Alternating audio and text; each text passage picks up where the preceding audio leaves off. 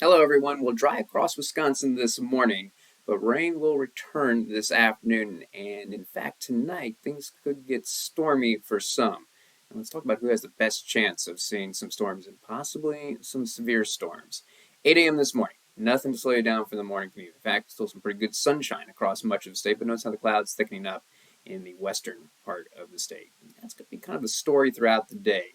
More rain, higher chance of storms, higher chances of severe storms farther west you live. Notice how rain does return in the afternoon. So for the homebound commute, who has the better chance of encountering rain for the homebound commute? Places like La Crosse, Winona, Chippewa Falls, Baraboo. The farther east you live, the less likely that the rain will make it to you by 5 o'clock this afternoon. Notice it's mostly that green showing up. See that little bit of yellow? That indicates there could be a couple of thunderstorms that pop up. Now, these would not be severe storms yet. We jump ahead to 10 o'clock, though, and notice those angry shades of red and orange. Again, more than likely still just regular thunderstorms, but heavy rain, lightning, absolutely. But when you see those shades of red showing up, that does indicate the possibility that we could also be talking about some damaging wind and hail. Notice at 10 o'clock, that's not occurring around the Madison area. We're seeing Kenosha, just scattered showers.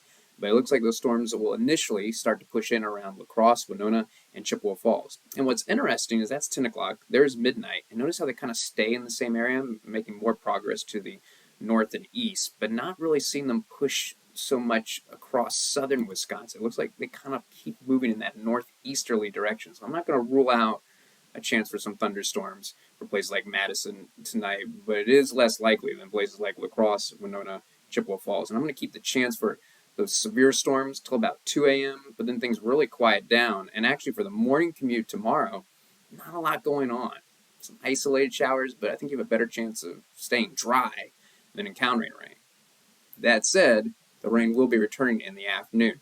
Now, for tomorrow, different from today, places like Chippewa Falls and La Crosse are going to be drier. Places like Madison, Racine, Kenosha have a better chance of rain, and the severe threat going back up. So we'll start the severe threat about 4 o'clock tomorrow afternoon. Again, more likely it's just going to be regular thunderstorms, but we cannot rule out some strong wind gusts and possibly some hail. Looks like a relative peak in activity around 6 o'clock. Notice those angry shades of red, and that's what we're concerned about for that severe threat. By 8 o'clock, though, it looks like a lot of the activity out of here, but look what's happening. As colder air comes in, because this is associated with a cold front, rain showers are going to be changing over to snow showers. In fact, look at 1 a.m. It looks like a scattered rain-snow mix across much of the state. So a little burst of snow during the overnight hours. The good thing is it looks like all this activity is going to be gone by 7 a.m. Thursday morning, so we're talking about a dry Thursday morning commute. So let's talk about the severe risk for this evening. Again, from about 10 o'clock this evening until 2 a.m., so pretty late. During the early evening hours, there could be rain around, but we're not worried about the severe storms just yet. And though everyone in the shade of green and yellow has a chance of severe storms, the greatest chance of severe storms is in that yellow. So Winona, La Crosse, Chippewa Falls. Maybe as far to the east as Baraboo.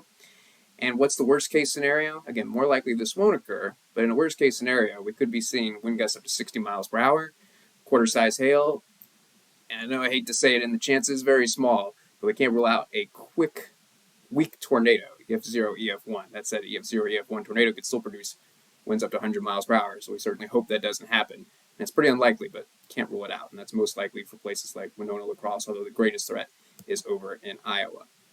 Now, for tomorrow, notice there's no chance of severe weather for Winona, La Crosse, Chippewa Falls, but we're going to leave the chance in. In fact, it's higher. Places like Madison, Beaver Dam, Lake Geneva, Racine, Kenosha, smaller chance for Portage and Baraboo, but the chance is there. Once again, during the late afternoon, early evening hours, wind gusts could reach up to 60 miles per hour. Could see up to penny-sized hail tomorrow, and still can't rule out an EF0 or EF1 tornado, though the chance is very small. More than likely, it's just going to be heavy rain and lightning, but this is something we're going to watch for tomorrow afternoon to the early evening hours. Let's finish talking about temperatures.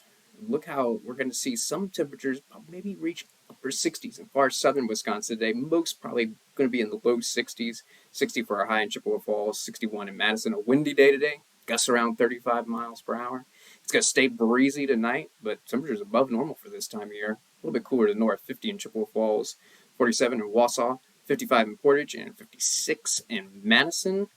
Tomorrow we cool in La Crosse and Chippewa Falls, and that's why that severe threat going away, because that cold front already pushing in.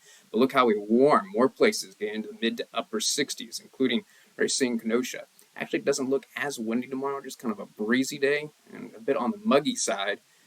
But then it's a reality check Wednesday night.